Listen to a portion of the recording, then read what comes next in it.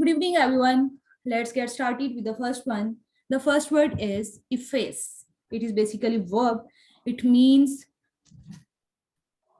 when you are to make something disappear, to remove something. The second meaning is to remove something intentionally. आप intentionally किसी चीज को क्या कर रहे हैं, disappear करना चाह रहे हैं, यानी कि वो चीज आपके लिए insignificant है, अनइम्पॉर्टेंट है। जब कोई चीज आपके लिए अनइम्पॉर्टेंट है, इनसिग्निफिकेंट है, आप इसको विदड्रॉ कर रहे हैं, आप उसको इलिमिनेट कर रहे हैं, आप उसको क्या कर रहे हैं, डिसअपियर कर रहे हैं, तो आपके यूज करेंगे इफेस। सेंटेंसेस में हम इसको कैसे यूज करेंगे? The whole country had tried to efface the memory of the old dictatorship. Efface the memory, आपने कोई बैड इवेंट आपके साथ हो गया, इसके बाद आपने से कहा जाता है कोई ऐसा इवेंट डिस्कस करें जिसके साथ आप को बहुत ना सैडनेस फील होती हो, आप अपनी मेमोरी से खत्म करना चाह रहे हैं, क्यू कार्ड ऐसा आ जाता है, वहां पे इफेस द मेमोरी ये यूज किया जा सकता है। सेकेंड है हमारे पास, in this art he effaces himself almost completely. Art के अलावा अगर मैं बात करूं, आप क्या कह सकते हैं, efface telecommunication problems. Problem solutions के ऐसे काफी ज्यादा होते हैं हमारे पास, प्रॉब्लम सॉल्यूशन का एक स्पेसिफिक टॉपिक है, तो आप इफेस प्रॉब्लम के साथ भी यूज कर सकते हैं। इफेसिस प्रॉब्लम, इफेसिस टेलीकम्युनिकेशन प्रॉब्लम्स। जैसे अगर मैं बात करूं, इंटरनेट सर्विसेज जो है ना, इफेसिस टेलीकम्युनिकेशन प्रॉब्लम्स, तो इस तरह आप इसको यूज कर सकते हैं। उसके अलावा हम इसके सिनोनिम्स देखें, इरेडिकेट, इरेडिकेट भी खत्म करना है, वाइप आउट ये भी खत्म करना है, इलिमिनेट करना, तीनों के मीनिंग्स जो है खत्म करना है। लेकिन इरेडिकेट डिसीज के साथ समटाइम यूज करते हैं, वाइप आउट मलेरिया ये भी इस तरह यूज किया जा सकता है, इलिमिनेट करना किसी चीज को खत्म कर देना, डिमिनिश ये भी खत्म करना होता है। अब अपने पास आप लोग भी नोट करें।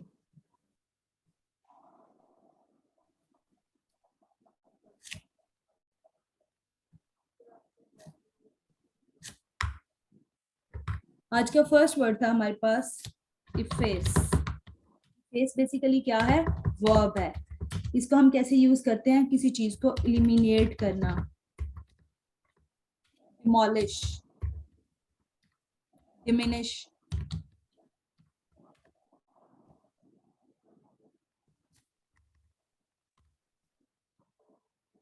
Wipe out, eradicate. इसके अलावा आप कह सकते हैं विथड्रॉ करना। इस कॉन्टेक्स्ट में हम इसको यूज कर सकते हैं। जो आज का नेक्स्ट वर्ड है हमारे पास वो है इगैलिटेरियन। इगैलिटेरियन से रेलिवेंट वर्ड्स हम काफी ज्यादा यूज कर चुके हैं, जैसे जेंडर डिस्क्रिमिनेशन है, वैसे डिस्क्रिमिनेशन के इश्यूज आ रहे हैं, इक्वालिटी नहीं है सोसाइटी में, तो वहां पे अगर आप इक्वालिटी लेके आना चाह रहे हैं, तो आपने इक्वालिटी के लिए जो हाई साउंडेड वर्ड है हमारे पास, लो फ्रीक्वेंसी वर्ड है, तो हम क्या यूज करेंगे, इगैलिटेरियन। इगैलिटेरियन बेसिकली क्या है, नाउन है। इगैलिटेरियन के साथ आपने कोई और नाउन नहीं यूज करना, क्योंकि फिर ये एज एन एडजेक्टिव चला जाएगा, इसलिए आपने इसके साथ एडजेक्टिव यूज करना है, ये एज नाउन जो है ना आप इसको यूज करेंगे। मीनिंग क्या है इसका हमारे पास, a person who believes that everyone is equal and should have the same rights and opportunities. हमने लास्ट 100 वर्ड्स में इक्विटेबल ये वर्ड डिस्कस किया था, equitable rights, each individual should have equitable rights because almighty created us free. तो मैंने आपको क्या करवाया था, इक्विटेबल। इक्विटेबल और egalitarian both are same. Second meaning है हमारे पास, believing that all people are equally important and should have the same rights and opportunities in life. आपने इसको कैसे यूज करना है, the parties principles are basically egalitarian. Second है हमारे पास, he described himself as an egalitarian. Egalitarian के साथ आपको मैंने बताया था अनबायस्ड हो जाना, नॉन डिस्क्रिमिनेशन होना, इम्पार्शियल, जैसे कल भी हम डिस्कस कर रहे थे, इम्पार्शियल हो जाना, इक्विटेबल, आप किसी की फेवरेटिज्म नहीं कर रहे। सिनोनिम्स हमारे पास क्या है, इम्पार्शियल होना, इक्वल। एंटोनिम्स है बायसनेस शो करना, अनफेयर, अनजस्टिस। तो आपने क्रिमिनल से रिलेटेड हो, क्राइम में किसी को पनिशमेंट देनी हो, तो इसके अलावा आपने इक्विटेबल राइट्स की जब बात करनी हो, सोशल इश्यूज की जब बात करनी हो, तो वहां पे ये वर्ड यूज किया जा सकता है, इगैलिटेरियन। ये है हमारे पास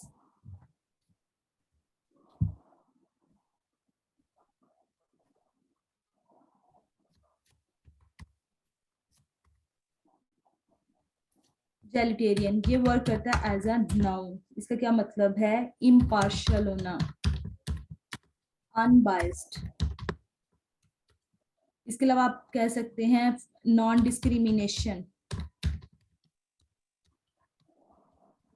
फेयर, जस्ट, जुडिशियस। ये भी हमने लास्ट 100 वर्ड्स में डिस्कस किया था। जुडिशियस यूज ऑफ रिसोर्सेज, हमें क्या चाहिए कि जुडिशियसली जो है ना, समझदारी के साथ रिसोर्सेज को यूज करें, जुडिशियस ये यूज करेंगे। इसके अलावा इक्विटेबल, जब भी आपने इक्वालिटी पे ऐसे लिखना हो, ऐसे के टॉपिक इक्वालिटी पे, तो आपने इक्वालिटी पे, ह्यूमैनिटेरियन पे, इस तरह के इंसानियत पे कोई ऐसे लिखना है तो आप वहां पे ये यूज कर सकते हैं इस वर्ड को, इगैलिटेरियन। जो आज का थर्ड वर्ड है हमारे पास वो है एमिग्रेट। ये हम कैसे यूज कर सकते हैं? To leave a country permanently and go to live another one, to live your own country, to go and live permanently in another country. आप ये बेसिकली क्या कर सकते हैं? Brain drain. जैसे हम लोग क्या कहते हैं, हमारे पास क्या पढ़े लिखे लोग दूसरे कंट्रीज में जाके परमानेंटली सेटल हो जाते हैं, अपने कंट्री को सर्व नहीं करते, तो वो बेसिकली क्या है? Brain drain. वो लोग क्या कर रहे हैं? एमिग्रेट। My grandparents emigrated from Vietnam to the US in the 1980s. Millions of Germans emigrated from Europe to America in the 19th century. इसके अलावा आपको जस्टिस सिस्टम का वो मैंने बता दिया है। आप कोई भी जैसे दे प्लान टू एमिग्रेट, अब बहुत ज्यादा आजकल हमारे पास ये आता है, ऐसे है कि आजकल बच्चे जो है ना ज्यादातर स्टडीज के लिए फॉरेन कंट्रीज में जाना चाह रहे हैं। पाकिस्तान में एज सच वो स्कोप नहीं रहा। अब ज्यादातर स्टूडेंट्स जो है ना आउट ऑफ कंट्रीज में जाके स्टडी करना चाहते हैं, तो उस ऐसे में ये एमिग्रेट का वर्ड यूज किया जा सकता है। इसके अलावा there is no need for them to emigrate to make money, कुछ लोग मनी के लिए जाते हैं, ये भी कैसे है हमारे पास। इस कॉन्टेक्स्ट में भी आप इसको यूज कर सकते हैं कि there is no need for them to emigrate to make money, we have a lot of opportunities in our homeland. इस तरह भी आप इसको यूज कर सकते हैं। सिनोनिम्स है हमारे पास माइग्रेट करना, रिलोकेट करना। इसके अलावा अदर कंट्रीज में आप सेटल हो रहे हैं तो आप क्या करेंगे? माइग्रेट करना, रीसेटल हो जाना अदर कंट्रीज में। जो आज मैम, यस मैम, माइग्रेशन और एमिग्रेट एक चीज है या दो डिफरेंट डिफरेंट सेंस में? माइग्रेशन और एमिग्रेट सेम है, माइग्रेट सिनोनिम है। Okay ma'am. उसके बाद जो नेक्स्ट वर्ड है हमारे पास इनफ्रेंचाइज, वो है वर्ब। फर्स्ट मीनिंग है हमारे पास to give a person, a group of people the right to vote in elections. जैसे आपने सुना होगा कि पहले जब स्टार्टिंग में अगर बात कर ले अर्ली लाइफ में, तो फीमेल को वोट का राइट नहीं दिया जाता था, मेल ज्यादातर जो है ना वोट डालते थे। फिर क्या हुआ? न्यूजीलैंड ने 18th सेंचुरी में स्टेप लिया, तो उन्होंने क्या किया? इनफ्रेंचाइज किया फीमेल को कि वो क्या वोट डालें। तो बेसिकली आप जब किसी को वोट डालने का हक दे देते हैं तो वो क्या हो जाता है? इनफ्रेंचाइज, इन्फ्रेंचाइजमेंट कर दिया आपने। आपने लोगों को कहा कि वोट डालें, आपने उनको वोट डालने का हक दे देना। सेकंड मीनिंग है हमारे पास to give somebody the right to vote in an election. Women in Britain were first enfranchised in 1918. Two mainstream political parties in Pakistan strongly favor enfranchising teenagers. अगर हम इसके पाकिस्तानी कॉन्टेक्स्ट में यूज करने की कोशिश करें तो आप यहाँ पे strongly favor enfranchising overseas कह सकते हैं। टीनेजर्स की बात ना करें, आप यहाँ पे ओवरसीज की बात कर लें, क्योंकि आजकल अगर देखा जाए हार्ड टॉपिक्स में है तो हमारे पास क्या वो कहते हैं ओवरसीज को हक देना चाहिए कि नहीं, वो वोट डालें या नहीं। तो हमारे पास जो है ना इनफ्रेंचाइजमेंट होनी चाहिए कि नहीं। तो ओवरसीज के लिए जब आपने इनफ्रेंचाइजिंग करनी हो तो फिर आप क्या यूज करेंगे? इनफ्रेंचाइजिंग ओवरसीज। इस कॉन्टेक्स्ट में इसको यूज किया जा सकता है। आप किसी को एम्पावर कर देते हैं, अनशेकल कर देते हैं, आप किसी को लिबरेट कर देते हैं, फ्री कर देना किसी को। एंटोनिम्स में हमारे पास है डिसइनफ्रेंचाइज, इंस्लेव। हमने लास्ट 100 वर्ड्स में एक वर्ड डिस्कस किया था जिसमें हमने कहा था कि आप किसी की बहुत ज्यादा, इतनी ज्यादा रिस्पेक्ट करते हैं कि आप अपनी सेल्फ रिस्पेक्ट खत्म कर देते हैं। तो वो वर्ड क्या था? माजबीन याद है?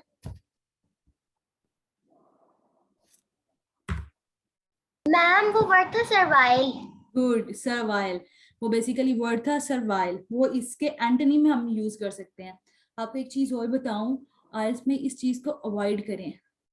जिसे कहते हैं ना डोंट का एक्सप्रेशन यूज करना, I don't think so, I don't like it, इस तरह की चीजें यूज ना करें।